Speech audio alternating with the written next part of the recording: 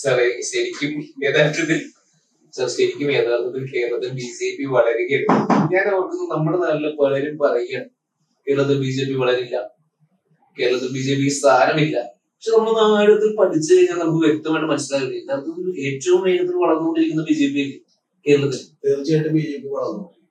ആ കാര്യം നമ്മൾ നേരത്തെ തന്നെ പറഞ്ഞിട്ടുണ്ട്. ഞാൻ താങ്കളോട് പറയണ്ട, അവര് 13%, 14%, 12% വോട്ട് കിട്ടുന്നു എന്നുള്ളത് മാത്രമല്ല, അവർ സെറ്റ് ചെയ്യുന്ന അജണ്ടകളിലേക്ക് കേരള രാഷ്ട്രീയം വളർന്നുകൊണ്ടിരിക്കുകയാണ്. നമ്മുടെ മാധ്യമങ്ങൾക്ക് പോയിക്കൊണ്ടിരിക്കുകയാണ്. ഉദാഹരണത്തിന് നമുക്കറിയാലോ, ശബരിമലയുടെ ഒരു ദർശന നാളുകളൊക്കെ എത്ര സമയമാണ് കാണിക്കുന്നത്? ഒരാറ്റുകാൽ പൊങ്കാല എത്ര സമയമാണ് കാണിക്കുന്നത്? ഒരു ചാനലിന്റെ CEO തന്നെ വന്നിട്ട് പൊങ്കാല ഇടുന്നു, എന്നിട്ട് അത് ആഘോഷമാക്കി മാറ്റുന്നു, പൊങ്കാലക്ക് അഭിനന്ദനങ്ങൾ എഴുതി വെക്കുന്നു, അഭിവാദ്യങ്ങൾ എഴുതി വെക്കുന്നു. എത്ര സമയമാണ് കാണിക്കുന്നത്? തൃശ്ശൂർ പൂരത്തിന് എത്ര സമയമാണ്? അപ്പൊ അത്തരത്തിലുള്ള ഒരു BJP സംഘപരിവാർ രാഷ്ട്രീയം ഇവിടെ വലിയ തോതിൽ വളർന്നിരിക്കുന്നു. അതിൽ എത്ര വോട്ടായി മാറുന്നുണ്ട് എന്നൊക്കെ ഉള്ളത് സെക്കൻഡറി ആയിട്ടുള്ള ഒരു കാര്യമാണ്. പക്ഷെ അത് വോട്ടായി മാറാത്തതിന്റെ ഒരു കാരണവും നമ്മൾ നേരത്തെ ചർച്ച ചെയ്തിട്ടുണ്ട്. അത് ഇപ്പൊ ഒരു നരേന്ദ്രമോദിയോട് മത്സരിക്കുകയാണെങ്കിൽ ഇത് മുഴുവൻ വോട്ടായി മാറും. കാരണം നരേന്ദ്രമോദിക്ക് 32% കേരള ജനതയുടെ പിന്തുണ കിട്ടും. അപ്പൊ അതുപോലെ തന്നെ ഇപ്പൊ 38 ലക്ഷത്തോളം വോട്ടുകൾ കഴിഞ്ഞോളം കിട്ടിയിട്ടുണ്ട് നരേന്ദ്രമോദിക്ക് വേണ്ടിയിട്ട് ആദ്യത്തെ അടിസ്ഥാനത്തിൽ. അപ്പൊ ആ സമയത്ത് 38,37,000 വോട്ടുണ്ട് ചെയ്തത്. അപ്പൊ അത്തരത്തിൽ വലിയ നമ്പർ ഓഫ് വോട്ടുകളാണ്. ഇവിടെ മുസ്ലിം ലീഗിന് പോലും ഉള്ള വോട്ടുകൾ എന്ന് പറഞ്ഞാൽ അതിനേക്കാളൊക്കെ വളരെ കുറവാണ്. അത്രേ ഉള്ളൂ. അപ്പൊ അത്ര വോട്ടുകളേ ഉള്ളൂ. അപ്പൊ അതിൽ തന്നെ സ്വാഭാവികമായിട്ടും ഞാൻ പറയുന്നത് അത്തരത്തിലുള്ള ഒരു വളർച്ച BJP ഉണ്ടായിട്ട്, BJPയുടെ രാഷ്ട്രീയം വലിയ തോതിലുണ്ടായിട്ട്, അല്ലെങ്കിൽ BJPയുടെ ഈ പ്രോ സംഘപരിവാർ അജണ്ട ഭക്ഷിക്കുന്ന, അത് തിന്ന് മസ്തിഷ്കം മാറിപ്പോയിട്ടുള്ള നിരവധി ആളുകൾ പല പാർട്ടികളിലുമായിട്ട് ഇപ്പൊ ഉണ്ട്. പക്ഷെ ഇതൊന്നും നമ്മൾ അംഗീകരിക്കില്ല. നമ്മൾ പറയുന്നത് ഇവിടെയുള്ള ഒരു പ്രധാനപ്പെട്ട വിഷയം എന്ന് പറഞ്ഞിട്ടുണ്ടെങ്കിൽ, ഒരു കിണറ്റിൽ ചാടുകയും ആ കിണറ്റിൽ കിടന്നുകൊണ്ട് ലോകത്തെ കാണുകയും എന്നിട്ട് ഇതിനെ കുറിച്ച് വർത്തമാനം പറയുകയൊക്കെ ചെയ്യുന്നു. നിങ്ങൾ അറിയേണ്ടത് ഇപ്പൊ ഈ 38,37,000 വോട്ടുകൾ BJP നേടിയിട്ടുള്ളത് കേരളത്തിലെ. താങ്കൾ വേണമെങ്കിൽ ഇപ്പൊ MLA മാരാകാൻ വേണ്ടി മത്സരിച്ച ആളുകളോട് 150 പേർക്ക് വിളിച്ചു ചോദിക്കോ, മിക്കവാറും 5 പേർക്ക് അറിയാൻ ഉണ്ടാവും. അതിന്റെ പ്രധാനപ്പെട്ട വിഷയം എന്താ വെച്ചാൽ, ഒരു കാര്യത്തെ കുറിച്ച് വളരെ കൃത്യമായ ആഴത്തിൽ ഇവര് പഠിക്കില്ല. ആ പഠിക്കാത്തത് കൊണ്ട് തന്നെ നിങ്ങൾ അറിയേണ്ടത് ഇപ്പൊ വലിയ പാർട്ടികളെല്ലാം തന്നെ ഏജൻസികളെ വെച്ചിട്ടുണ്ട്. കാരണം കൃത്യമായി കാര്യം പഠിക്കാം. കാരണം ഇവർക്ക് ഒരിക്കലും ഇപ്പൊ ഒരു ജനങ്ങളുടെ അകത്ത് നിന്നുള്ള ഒരു ബന്ധമില്ലാത്തതുകൊണ്ട് കൃത്യമായിട്ടുള്ള കണക്കുകൾ ഒരിക്കലും കിട്ടില്ല. ഇപ്പൊ CPM തന്നെ അടിത്തട്ടിൽ വന്ന കണക്കുകളാണ് അടപടലം തകർന്ന് പോയിട്ടുള്ളത്. അതിന്റെ പ്രധാനപ്പെട്ട കാരണം ഇപ്പൊ ഒരു പാർട്ടി മെമ്പർ ഇപ്പൊ വോട്ട് മാറ്റി ചെയ്യാൻ തീരുമാനിക്കുന്നു എന്നുണ്ടെങ്കിൽ സ്വാഭാവികമായിട്ട് അത് നമുക്ക് മനസ്സിലാക്കാൻ പറ്റില്ല. ഇപ്പൊ ഞാൻ താങ്കളോട് നേരത്തെ പറഞ്ഞിട്ട് ഇപ്പൊ MM ലോറൻസും അതുപോലെ തന്നെ കേബാബുമായിട്ട് ഇവിടെ കേബാബു ആദ്യമായിട്ട് മത്സരിക്കുന്ന സമയത്ത് MM ലോറൻസ് തൃപ്പൂണിത്തുറ മത്സരിക്കുകയാണ്. അപ്പൊ അന്ന് പാർട്ടിക്കാരുടെ MM ലോറൻസിന് വലിയ വികാരം ഉണ്ടെന്ന് മനസ്സിലാക്കുന്നത് എന്താണെന്ന് വെച്ചിട്ടുണ്ടെങ്കിൽ, ഇവരെ ബദലെഴുതുന്നതും വരെ ചോദിക്കുകയാണ് ഇയാൾ ജയിക്കും. അതായത് ഫ്രീ ആയിട്ട് പാതിരാത്രി വന്ന് പെയിന്റും മേടിച്ച് നിന്ന് മതലെഴുതി ആകെ അവന്റെ കയ്യിൽ തന്നെ കാശ് കൊടുത്ത് നമുക്ക് ചായയും കൂടി മേടിച്ചിട്ട് എഴുതണമെന്ന് ചോദിക്കുകയാണ്. ഇയാളൊക്കെ ജയിക്കും. കമ്മ്യൂണിസ്റ്റ് മണ്ഡലമായിരുന്നു. ഇപ്പോഴും കമ്മ്യൂണിസ്റ്റ് മണ്ഡലമാണ്. അപ്പൊ അതാണ് പ്രശ്നം. അപ്പൊ ഞാൻ പറഞ്ഞത് അങ്ങനെയുള്ള ഒരു മാറ്റം ഉണ്ടെങ്കിൽ ഇത്തരം വാക്കുകളിലൂടെ മാത്രമേ അത് തിരിച്ചറിയാൻ കഴിയുള്ളൂ. അപ്പൊ അത് ഒരു പിന്നെ ഞാൻ നേരത്തെ പറഞ്ഞിട്ടുള്ള ഒരു CPM കൃത്യമായി ഒരു ആന്റി പിണറായി കാര്യം ഒരു ബിൽഡ് ചെയ്തുകൊണ്ട് സംഭവിക്കുന്ന കാര്യം എന്ന് വെച്ചാൽ, BJPക്ക് കൃത്യമായിട്ട് മനസ്സിലായി. കാരണം കോൺഗ്രസിനെ തകർത്തിട്ട് BJPക്ക് ഇവിടെ വളരാൻ പറ്റില്ല. കാരണം എന്താ, കൺസോൾട്ടേഷൻ ആണ് കോൺഗ്രസിന്റെ ഏറ്റവും വലിയ വില. കോൺഗ്രസിന്റെ കിട്ടിക്കൊണ്ടിരുന്ന നായ വോട്ടുകൾ നേരത്തെ തന്നെ തിരുവനന്തപുരം, കൊല്ലം ജില്ലകളിലെല്ലാം തന്നെ BJP സ്വന്തമാണ്. അടുത്ത ഘട്ടത്തിൽ ഇനി എന്ത് ചെയ്യണമെന്ന് വെച്ചിട്ടുണ്ടെങ്കിൽ CPM തകർത്തുകൊണ്ട് അവരുടെ ഇടം വോട്ടുകൾ കൂടി കിട്ടിയാലേ പറ്റുള്ളൂ എന്നുള്ളത് ഉറപ്പാണ്. അതിന് ഏറ്റവും വലിയ സാഹചര്യം ഇതാണ്. കാരണം മുസ്ലിം ഭരിക്കാൻ പോകുമ്പോൾ 3 BJP MPമാരും MLA മാരുണ്ടാവുന്നു. ഞാൻ പറയുന്നത് ആദ്യത്തെ BJP MLA ആണ്. ഒരാളൊക്കെ BJP MLA ആയിരുന്നെങ്കിലും അദ്ദേഹം അവിടെ വെറുതെ പോയിരിക്കുകയും പലപ്പോഴും ഇടതുപക്ഷത്തിനൊക്കെ കൈയുയർത്തി കാണിക്കുകയൊക്കെ ചെയ്തിട്ടുണ്ട്. കാരണം പ്രായമുള്ള ഒരാളല്ല, ഇനി ഇത്തവണയും ജയിക്കട്ടെ എന്ന് ഞാൻ വോട്ട് ചെയ്താണ്. പക്ഷെ വി മുരളീധരൻ അങ്ങനെയല്ല. ഞാൻ പറഞ്ഞത് വി മുരളീധരനോ അല്ലെങ്കിൽ ഗോപകുമാറോ ഒന്നും അങ്ങനെയല്ല. ഇവൻ രാജീവ് ചന്ദ്രശേഖരനാണ് കുറച്ചെങ്കിലും ഈ താഴേക്ക് ഇറങ്ങി എന്നുള്ള ഒരു പൊളിറ്റിക്സ് കളിക്കാൻ ബുദ്ധിമുട്ട് ഉണ്ടാവുള്ളൂ. ആ സമയം വി മുരളീധരൻ അങ്ങനെയല്ല. അപ്പൊ വി മുരളീധരൻ എന്നൊക്കെ പറഞ്ഞാൽ ഞാൻ വിചാരിക്കുന്നത് അവരുടെ ഹാർഡ് കോർ ഒരു BJP കാരൻ ആദ്യമായിട്ട് കേരള നിയമസഭയിലേക്ക് എത്തുകയാണ്. 2 MLA മാരുണ്ടാവുകയാണ്. ആ 2 MLA മാരുടെ നേതൃത്വത്തിൽ ഉണ്ടാകാൻ പോകുന്ന സമരങ്ങളും ഇനി മുസ്ലിം ലീഗും അതുപോലെ തന്നെ UDF-മായി ബന്ധപ്പെട്ടിട്ടുള്ള കുറെ കൂടി തീവ്രമായിട്ടുള്ള പ്രതികരണങ്ങൾ അവരുടെ ഭാഗത്തുനിന്ന് ഉണ്ടാവും. CPM-ന് അങ്ങനെ പ്രതികരണം നടത്താൻ പറ്റില്ല. CPM-ന് എന്തൊക്കെ പറഞ്ഞാലും ഒരു ജനാധിപത്യ പാർട്ടി എന്നുള്ള ഒരു പിടിച്ചിട്ട് മാത്രമല്ലേ പ്രതികരണം നടത്താൻ കഴിയുള്ളൂ. അതേസമയം ഇവർക്ക് ഈ 3 പേർക്കും രാജീവ് ചന്ദ്രശേഖരൻ ഒരു 3 പേർക്കും യാതൊരു തരത്തിലുള്ള പ്രതികരണം നടത്താൻ ഒരു പ്രശ്നമില്ല. കാരണം എന്താ, അവര് മുസ്ലിം വോട്ട് എന്ത് ചെയ്യുന്നില്ല, എഴുതയില്ല, നേടുന്നതില്ല, പ്രതീക്ഷിക്കുന്നില്ല. 75-80 വോട്ടുകളിൽ അവർ ഒരു വോട്ട് പോലും പ്രതീക്ഷിക്കുന്നില്ല. ആ വോട്ടുകൾ മാറ്റിവെച്ചിട്ടുള്ള, അതായത് 2,16,00,000 വോട്ടുകളിൽ ഏതാണ്ട് ഒരു 70 ലക്ഷം 75 ലക്ഷം വരുന്ന മുസ്ലിം വോട്ടുകൾ ബാക്കിയുള്ള വോട്ടുകളിലാണ് അവർ ഈ പറയുന്ന 33 ലക്ഷം പിടിച്ചേക്കണെന്ന് ആലോചിക്കണം.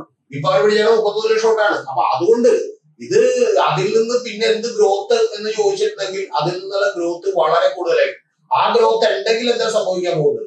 CPM എക്കാലത്തെയും വലിയ വോട്ട് ബാങ്ക് എന്ന് പറയുന്നത് ഈ പറയുന്ന ഈഴവ, പിന്നോക്ക മതവിഭാഗ, ജാതി വിഭാഗങ്ങളിലെ വോട്ടുകളാണ്. അതിലേക്ക് പടർന്നു കയറിയിട്ടുണ്ട് ഇപ്പൊ തന്നെ. അതിന്റെ ഒരു ആക്സിലറേഷൻ കുറെ കൂടി അടുത്ത 5 കൊല്ലം കൊണ്ട് കൂട്ടാൻ കഴിയുന്ന ഒരു രാഷ്ട്രീയ സാഹചര്യമാണ് ഉരുത്തിരിയുന്നത്. ഇപ്പൊ ഉറപ്പായിട്ടും VD സതീശൻ ഭരിക്കുന്നു, കുഞ്ഞാലിക്കുട്ടി മുഖ്യമന്ത്രിയാകാൻ പോകുന്നു. നാച്ചുറലി ഞാൻ പറഞ്ഞ മുസ്ലിം ഒന്നും ചെയ്തിട്ടില്ല, പക്ഷേ ഇത് മുസ്ലിമിന്റെ പേരിൽ ആരോപിക്കുള്ളൂ.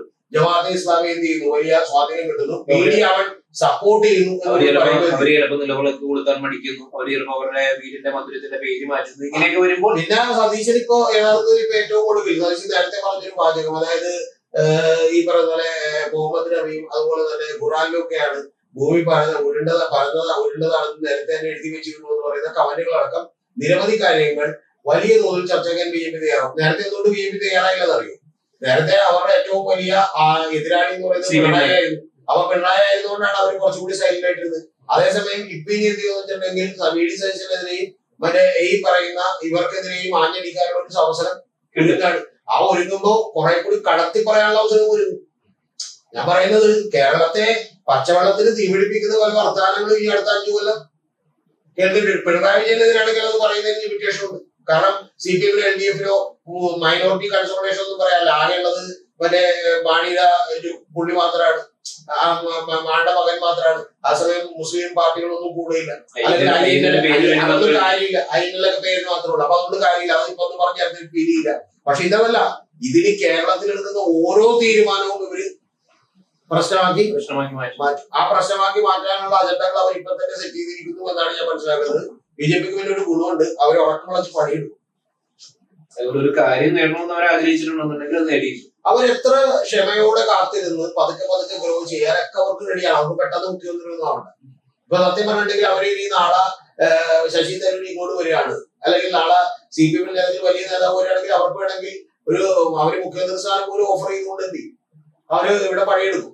അതിന്റെ പ്രധാനപ്പെട്ട കാര്യം എന്ന് പറഞ്ഞാൽ ഇപ്പൊ അകാലിദൾ എങ്ങനെയാണ് പഞ്ചാബിൽ എന്ത് ചെയ്തത്, ഇതുപോലെ BJP ആയിട്ട് ചേർന്നിട്ടില്ല. അതായത് അതുപോലെ ശിവസേന എങ്ങനെയാണ് അവിടെ പിളർത്തിക്കൊണ്ട് ഇത്തരത്തിലുള്ള പ്രശ്നം ഉണ്ടാക്കിയത്.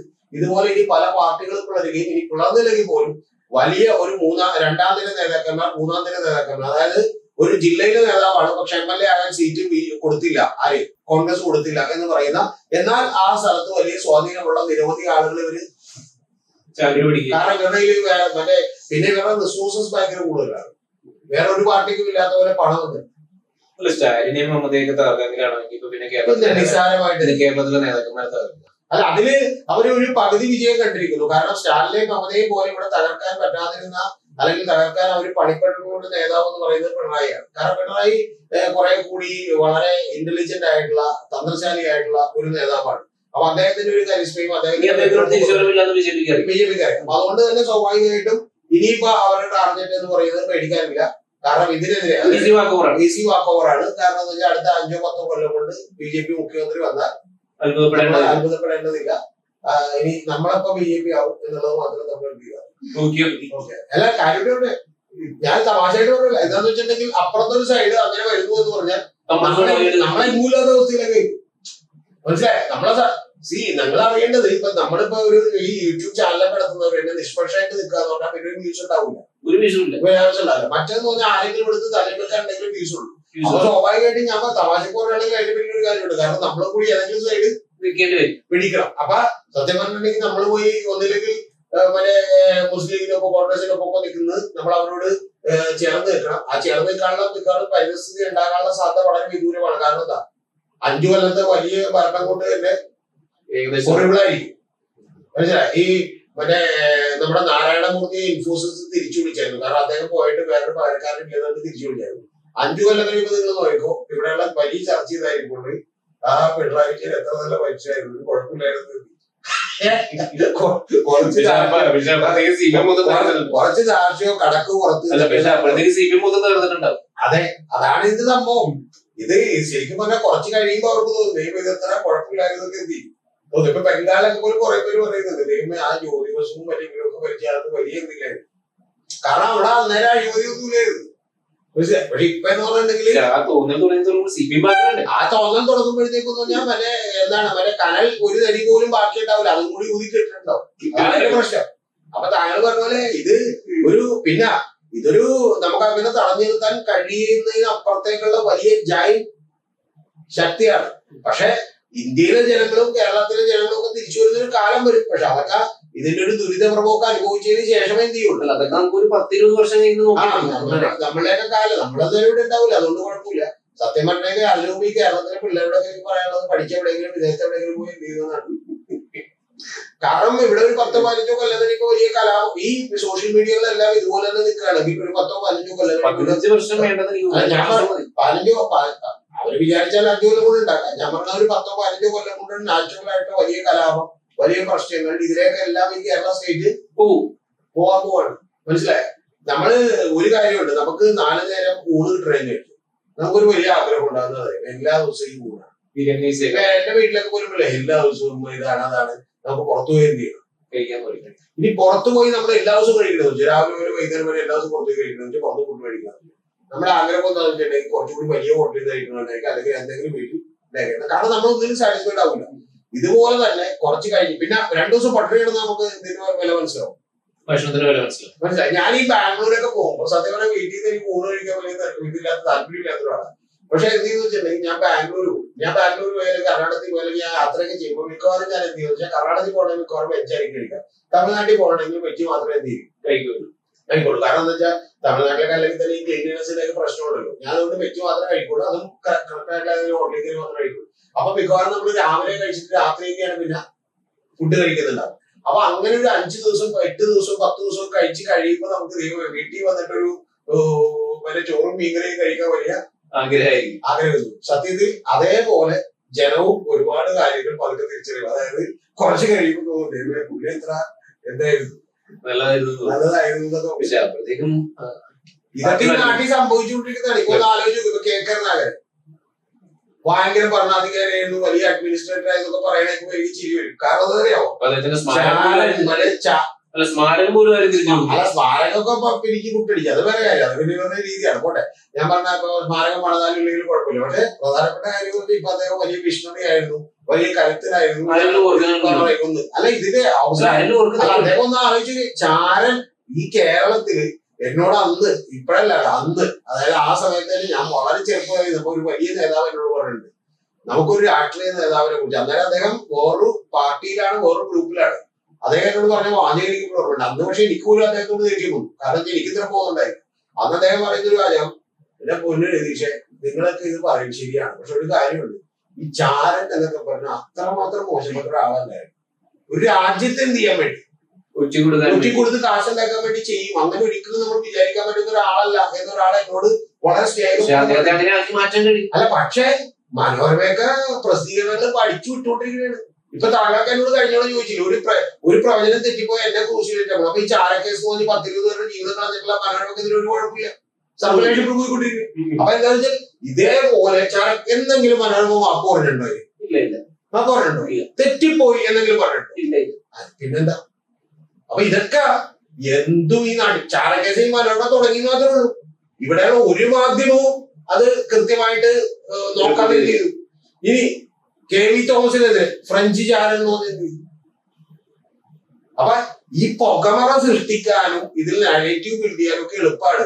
ഇത് കഴിഞ്ഞ് എന്തെങ്കിലും ഒരു കാലത്ത് സത്യം തെളിയുമ്പോഴേക്കും എന്ത് ചെയ്യും? എല്ലാം അവസാനിച്ചിട്ടുണ്ട്. മുഖ്യമന്ത്രി കസേര പിന്നെ എപ്പോഴെങ്കിലും കർണാടക കിട്ടിയോ?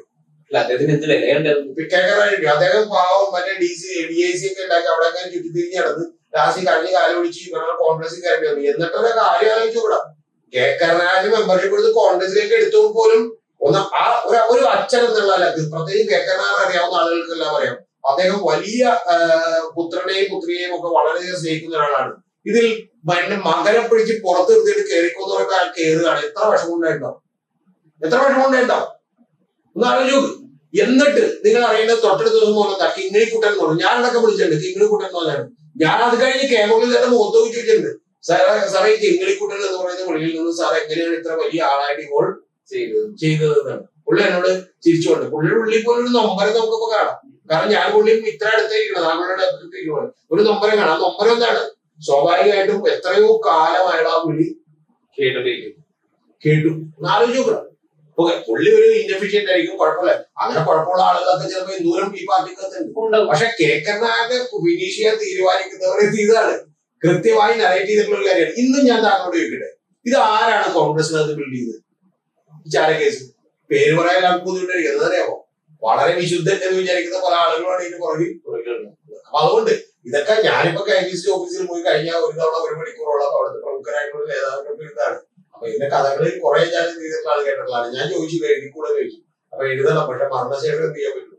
പബ്ലിഷ് ചെയ്യാൻ പറ്റുള്ളൂ പുള്ളിയോട് പറഞ്ഞു. ഞാൻ പറഞ്ഞത് ഇത്തരത്തിലുള്ള നിരവധി ഒരു പെർസെപ്ഷൻ ബിൽഡിംഗ് ഉള്ളത്. ആ ബിൽഡിങ്ങിൽ പെട്ടിപ്പോ CPM-ഉം ഏതാണ്ട് തകർച്ചയുടെ പക്കലാണ്. ഞാൻ അതുകൊണ്ട് ഒരിക്കൽ കൂടി പറയുന്നു, ഇന്ന് രാത്രി ഞാൻ 3-ാമത്തെ വട്ടം റിപ്പീറ്റ് ചെയ്യണമെന്ന് എനിക്കറിയാം, പക്ഷെ അത്ര ഗുണപ്പെട്ട ആയതുകൊണ്ടാണ് ഇന്ന് രാത്രി 12 മണിക്ക് വിളിക്കുകയും ഇത് കൃത്യമായിട്ട് ആളുകളെ ഏൽപ്പിക്കുകയും ഇത് ഡിഫൻസ് തീർക്കാൻ ശ്രദ്ധിക്കുകയും ചെയ്തില്ലെങ്കിൽ ബംഗാൾ ത്രിപുര ആവർത്തിക്കാനായിട്ട് അധിക സമയം ഉണ്ടാവില്ല. പിന്നെ കേരളം മറ്റേ പഴയതുപോലെ ബംഗാളിനെ പോലെ പോലും അല്ല. ബംഗാളിൽ ഇപ്പോഴും ഏതാണ്ട് ഒരു സീറ്റ് കിട്ടിയിട്ടുണ്ട്. 1 സീറ്റ് 2 സീറ്റ് ഒറ്റക്ക് നിന്ന് കിട്ടിയിട്ടുണ്ട്.